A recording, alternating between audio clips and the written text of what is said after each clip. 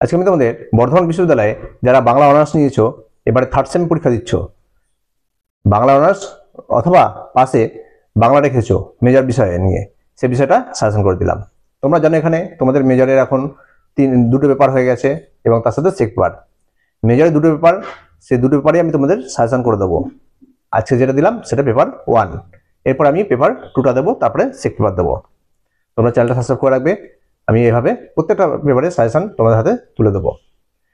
এই যে তোমাদের প্রথম পত্র আছে, প্রথম পত্র অর্থাৎ বাংলা মেজরের প্রথম পত্র, সেই বিষয়টা কিসের উপরে আছে? এটা হচ্ছে গিয়ে আধুনিক যুগ। কিসের আধুনিক যুগ? সেটা হচ্ছে গিয়ে সাহিত্য ইতিহাসের আধুনিক যুগ। সাহিত্য ইতিহাস আধুনিক যুগের সিলেবাস তোমাদের অনেক বড় সিলেবাস। এত বড় সিলেবাসের মধ্যে থেকে আমি গুটিগত কিছু প্রশ্ন তুলে দিয়েছি এবং তার মধ্যে কিছু স্টার মার্কস করে দিয়েছি। তোমরা এগুলোকে ভালো মতো করে যাবে। তোমাদের 5 নম্বরে 4টে লিখতে হবে আর 10 নম্বরে 2টো লিখতে হবে। তাহলে 5 নম্বরে 4টে আর 2টো মানে 6টা লিখতে হবে, প্রশ্ন থাকবে 10টা। আমি তোমাদেরকে টোটাল 15 থেকে 20টা প্রশ্ন রাখছি, এর মধ্যে আমি এক্সট্রা মার্কস করে দিচ্ছি, সেগুলো তোমরা ভালোভাবে করে যাবে। দেখো তোমাদের আমি ফার্স্ট কি প্রশ্ন দিয়েছি, 1 নম্বর প্রশ্ন, প্রথম প্রশ্নে স্টার মার্কস। কি প্রশ্ন দিলাম এটা তোমাদের ভেবে নাও, পরীক্ষায় পেয়ে গেছো, হয় 10 নম্বরে না 5 নম্বরে। তার বেশিরভাগ চান্স এটা 10 নম্বরই আসার। প্রথম প্রশ্নটা তোমরা নোট করে নাও ভালো করে। দেখো কি দিলাম, বাংলা গদ্যের উদ্ভব বিকাশে ফোর্ট উইলিয়াম কলেজের ভূমিকা। বাংলা গদ্যের উদ্ভব বিকাশে ফোর্ট উইলিয়াম কলেজের ভূমিকা, এই প্রশ্নটাই আবার একটু ঘুরে আসতে পারে। বাংলা গদ্যের বিকাশে ফোর্ট উইলিয়াম কলেজের লেখক বিন্দুদের ভূমিকা। ফোর্ট উইলিয়াম কলেজের ভূমিকা আর লেখক বিন্দুদের ভূমিকা বা অবদান একই কথা। ঠিক আছে, স্টার মার্ক প্রশ্ন, ভেরি ইম্পর্টেন্ট প্রশ্ন, এটা 10 নম্বরে তোমরা পেয়ে গেছো। দেখো নেক্সট প্রশ্ন, বাংলা গদ্য সাহিত্যে রামমোহন রায় এবং ঈশ্বরচন্দ্র বিদ্যাসাগরের অবদান লেখো। কি দিলাম, বাংলা গদ্য সাহিত্যে রাজা রামমোহন রায় এবং ঈশ্বরচন্দ্র বিদ্যাসাগরের ভূমিকা বা অবদান, এটাও তোমরা স্টার করো। তোমাদের রাজা রামমোহন আর বিদ্যাসাগর দুটো একসাথে কিন্তু পরীক্ষা আসবে না, যে কোনো একটা দেবে। তোমরা এই প্রশ্নটাতে স্টার মার্কস করে রাখো, রাজা রামমোহন রায় আর বিদ্যাসাগরের অবদান বাংলা গদ্য সাহিত্যে। দেখো নেক্সট প্রশ্ন, কাব্য সাহিত্যে মধুসূদন দত্তের কৃতিত্ব লেখো। তাহলে কি আছে, বাংলা কাব্য সাহিত্যে মধুসূদন দত্তের কৃতিত্ব। এই মধুসূদন দত্তের কৃতিত্ব বাংলা কাব্য সাহিত্যে তোমাদের এইভাবে অবদান আসতে পারে, আবার ভেতর থেকে প্রশ্ন আসতে পারে। কিরকম? বাংলা কাব্য সাহিত্য হিসাবে তার বিশিষ্ট যে কাব্য রয়েছে সেটা হচ্ছে কি, সেটা হচ্ছে বীরাঙ্গনা এবং মেঘনাদবধ কাব্য। বীরাঙ্গনা এবং মেঘনাদবধ কাব্য, এই দুটো কাব্যের উপর দিয়ে আবার তোমাদের 5 নম্বর প্রশ্ন আসতে পারে। বঙ্গদর্শন পত্রিকা এবং সংবাদ প্রভাকর পত্রিকা, বঙ্গদর্শন পত্রিকা এবং সংবাদ প্রভাকর পত্রিকা, এই দুটো পত্রিকার অবদান বা টিকা সম্পর্কে লেখো। ঠিক আছে, দেখো নেক্সট প্রশ্ন, ছোট গল্প কাকে বলে? ছোট গল্পকার হিসেবে রবীন্দ্রনাথের অবদান লেখো। ছোট গল্প কাকে বলে? ছোট গল্পকার হিসেবে রবীন্দ্রনাথ ঠাকুরের অবদান। স্টার মার্কস প্রশ্ন, ভেরি ইম্পর্টেন্ট, তোমরা এটা স্টার করে রাখো। তারপর প্রশ্ন, নাট্যকার দীনবন্ধু মিত্রের অবদান এবং প্রহসনে দীনবন্ধু মিত্রের অবদান। আপনার কাছে নাট্যকার হিসাবে এবং প্রহসন হিসাবে দীনবন্ধু মিত্রের অবদান লেখো। তারপর প্রশ্ন, বাংলা উপন্যাসে বঙ্কিমচন্দ্রের অবদান লেখো। বাংলা উপন্যাসে বঙ্কিমচন্দ্রের অবদান লেখো। কিসের উপরে দেখবে ভালো মতো হবে? এক হচ্ছে গিয়ে ঐতিহাসিক এবং সামাজিক। তাহলে কি আছে, ঐতিহাসিক নাটক হিসাবে বা ঐতিহাসিক উপন্যাস হিসাবে বঙ্কিমচন্দ্রের অবদান লেখো এবং সামাজিক উপন্যাস হিসাবে বঙ্কিমচন্দ্রের অবদান লেখো। এইভাবে তোমাদেরকে 5 নম্বর আলাদা প্রশ্ন আসতে পারে। আর যদি পুরোপুরি একবারে দেয় সেটা হচ্ছে গিয়ে কি, বাংলা উপন্যাসে বঙ্কিমচন্দ্রের অবদান। ঠিক আছে, তোমরা ভালো মতো বারবার বলছি যে তোমাদের সিলেবাস কিন্তু অনেক বেশি।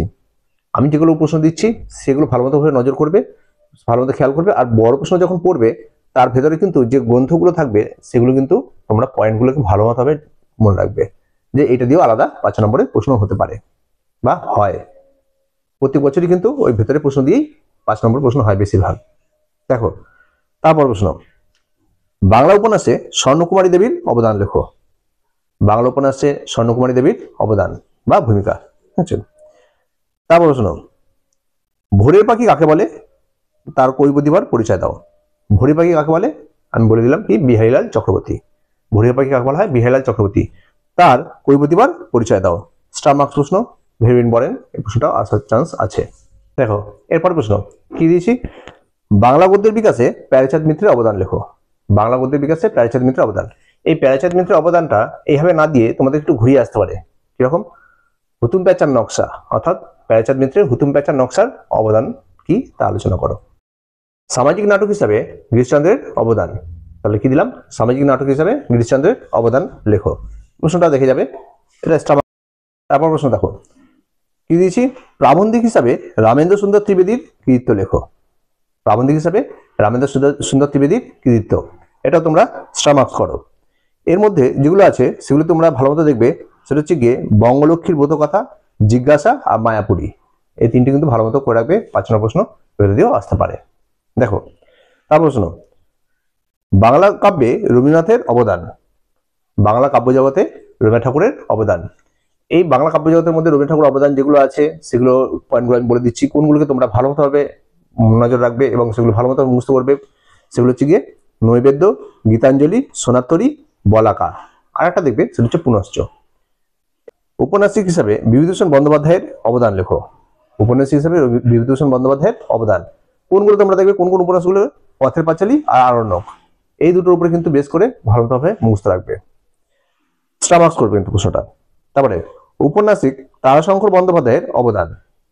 উপন্যাসিক তারাশঙ্কর বন্দ্যোপাধ্যায়ের অবদান, এটা কিন্তু তোমরা ভালো করে রাখবে, ঠিক আছে। আর যেটা দেখছি আর একটা, সেটা হচ্ছে গিয়ে দেখবে যেটা, সেটা হচ্ছে বাংলা গদ্য সাহিত্যে অক্ষয় কুমার দত্তের অবদান এবং বাংলা কাব্য জগতে নবীনচন্দ্র সেনের অবদান। বাংলা গদ্য সাহিত্যে অক্ষয় কুমার দত্তের অবদান আর বাংলা কাব্য জগতে নবীনচন্দ্র সেনের অবদান, এই দুটো তোমরা একটু হেল্পলাইন হিসাবে দেখে রাখবে, ঠিক আছে। আর আমি যে যতগুলো প্রশ্ন দিলাম এর মধ্যে স্টার যে কটা দিয়েছি তোমরা ভালো মতো মুখস্থ রাখবে। আর আমি এরপর একটা লাস্ট মিনিট সাজেশন, অর্থাৎ তোমাদের পরীক্ষার ঠিক 1 মাস আগে আমি এর উপরে একটা লাস্ট মিনিট সাজেশন হিসেবে তোমাদের শুধুমাত্র স্টার মার্কস গুলো দেবো, অর্থাৎ পরীক্ষা 10টা আসবে, 10টা প্রশ্নই আমি তোমাদের লাস্ট মিনিট সাজেশন বলে পরে বার করবো। তোমরা চ্যানেলটা সাবস্ক্রাইব করে অবশ্যই পাশে থাকবে, দেখবে তোমাদের আমি সবকিছু হাতের মুঠোয় করে দিচ্ছি। আর তোমরা ভিডিওটা বেশি বেশি করে বন্ধুদের শেয়ার করবে, যাতে তারাও এই ভিডিওগুলো যারা পেয়ে যায় এবং সাজেশন হিসেবে তারা মুখস্থ রাখতে পারে, কেননা তোমাদের সিলেবাস অনেক বড়।